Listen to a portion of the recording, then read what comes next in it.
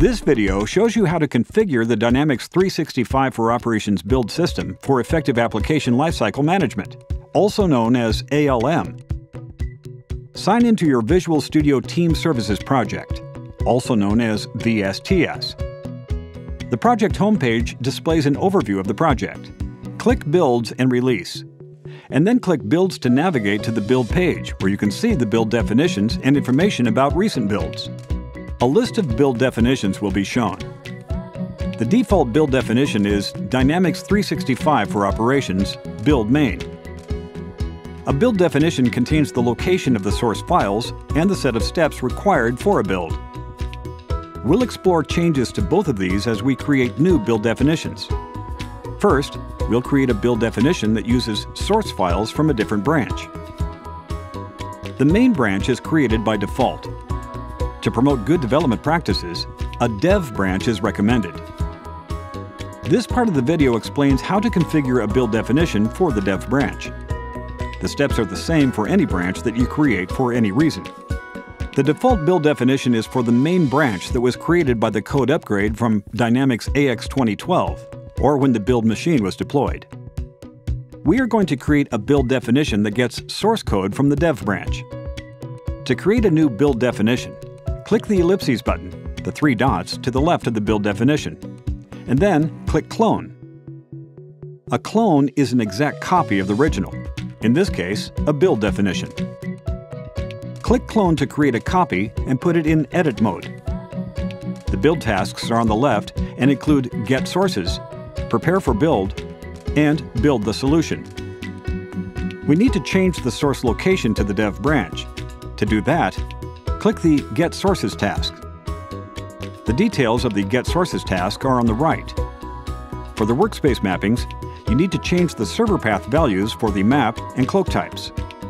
You can manually enter these values, or click the ellipses button, again 3 dots, to get a lookup. Navigate to the branch and click OK. Make a similar change to the cloak type, making sure to add a drops folder to the end of the path. Next, click the Build the Solution task.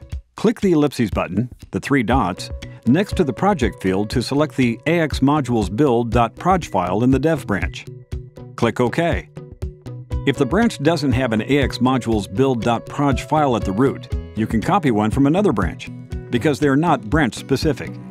The new build definition for the dev branch is complete and ready to be saved. In the upper right corner, click Save and Queue.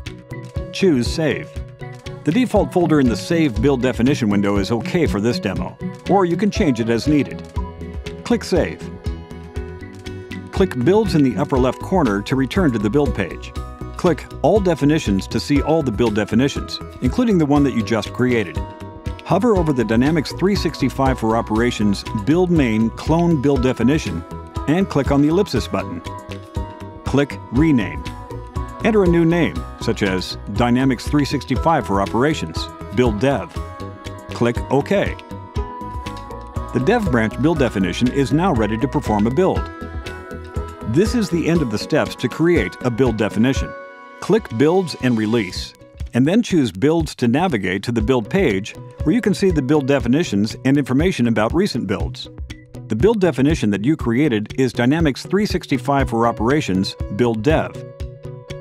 A build definition contains the location of the source files and the set of steps required for a build.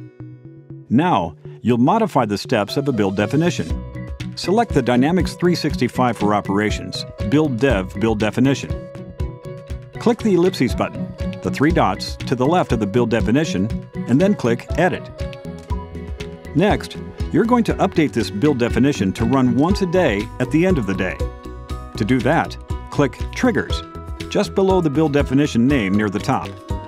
Setting up an automatic daily build is recommended to ensure that the branch does not contain build errors due to conflicts from multiple developers checking in frequently. Find the scheduled trigger and select Enable this trigger. Set the trigger to perform a build at 6 p.m. on weekdays. Verify that the schedule is set correctly. Click Save and Queue on the top right, and then click Save. Click Save to save the changes to the build definition. Click Builds and Release, and then choose Builds to navigate to the Build page, where you can see the build definitions and information about recent builds. This brings us to the end of this presentation. We hope you found the information useful. Thank you for watching.